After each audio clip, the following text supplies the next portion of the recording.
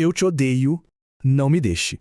Só pelo título desse livro já dá pra sentir o turbilhão que é o transtorno de personalidade borderline, o famoso TPB. A gente vai mergulhar nas ideias dessa obra que é super importante pra entender como é viver com o transtorno e, claro, pra descobrir ferramentas que podem ajudar quem está por perto.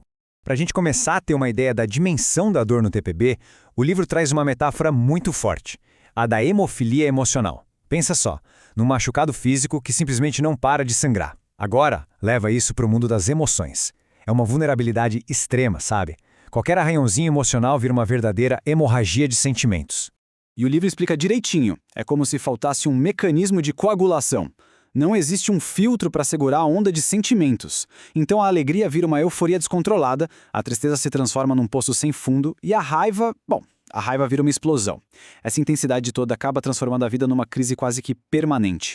E um dos principais mecanismos que alimenta essa montanha-russa emocional é um conceito chamado clivagem. Basicamente, é uma maneira de enxergar o mundo em preto e branco, sem nenhum tom de cinza.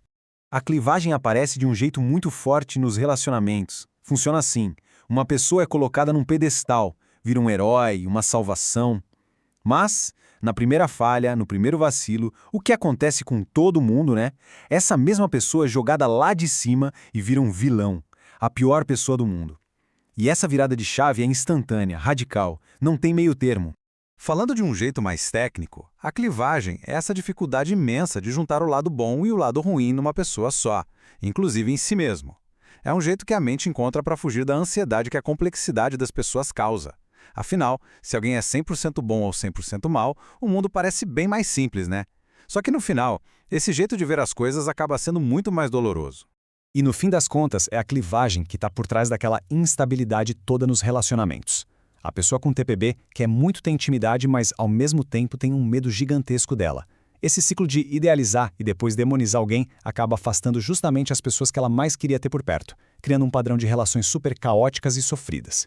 Mas a boa notícia é que o livro não fica só descrevendo o problema, não. Ele oferece uma ferramenta bem prática. É um método de comunicação estruturado, pensado para diminuir conflitos e criar conexão. É o sistema SET-UP. A primeira parte do método é o SET. Imagina um triângulo que serve como um guia para conversar durante uma crise. Cada ponta tem um passo fundamental: suporte, empatia e verdade. A ideia é justamente equilibrar esses três pontos para ter um diálogo que realmente leve a algum lugar. Vamos ver cada passo de perto. O suporte sempre começa com eu, para mostrar que você se importa de verdade. Algo como: eu fico preocupado com o que você está sentindo.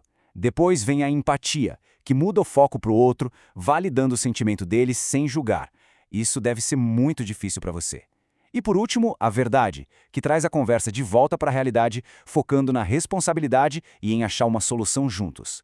Olha, é super importante saber que essa parte da verdade costuma ser a mais difícil, porque ela bate de frente com a visão distorcida que a crise emocional provoca. Mesmo assim, ela é essencial. Sem essa parte, a conversa não sai do lugar, não chega numa solução e a pessoa não é incentivada a assumir a responsabilidade pelas próprias ações. Então, se o SET é a ferramenta para apagar o incêndio na hora da crise, o UP é a filosofia para a jornada toda. Ele representa duas atitudes que vão sustentar o relacionamento a longo prazo: compreensão e perseverança. Compreensão é entender que o TPB é uma condição real, mas sem usar isso como uma desculpa para comportamentos destrutivos, sabe? E perseverança é o compromisso de não desistir, de continuar tentando, usando o método e apoiando o tratamento, mesmo quando as coisas ficam bem difíceis. É o setup, juntos, que cria um ambiente de estabilidade e esperança. E isso nos leva para uma das partes mais importantes. Por muito tempo, o TPB foi visto com baita pessimismo. Mas o livro, que se baseia em décadas de pesquisa, traz uma mensagem muito poderosa de esperança. Sim, existe recuperação. Essa virada de chave fica muito clara no livro. Aquela ideia de que o TPB era uma sentença para a vida toda, já era. Os dados mostram o contrário. A melhora não é só uma possibilidade. É o que acontece na maioria dos casos, segundo estudos que acompanharam as pessoas por anos. E olha só esse número que é de cair o queixo. Depois de 16 anos de acompanhamento, 99% das pessoas com diagnóstico de TPB conseguiram um período de remissão de pelo menos 2 anos.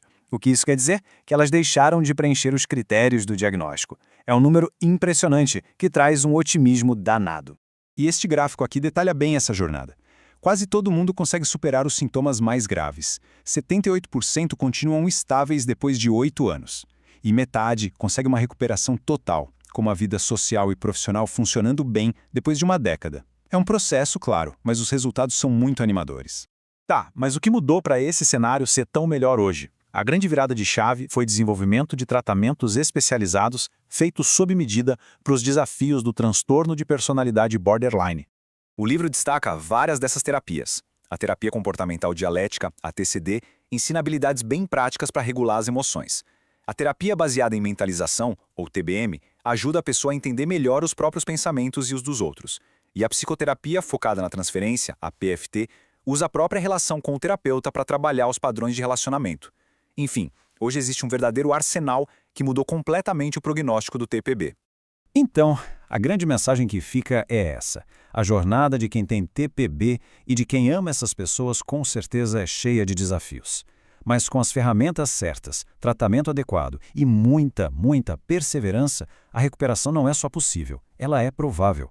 Aquele caos todo pode sim dar lugar para uma vida mais estável e feliz. E a gente termina com essa reflexão. O livro mostra que essa mistura de empatia com verdade, de validar o sentimento com chamar para a responsabilidade, não só ajuda a lidar com as crises, mas pode, de fato, curar feridas muito antigas. É como se, finalmente, as ferramentas certas pudessem ensinar a alma a coagular de novo e a construir um mundo interno bem mais seguro.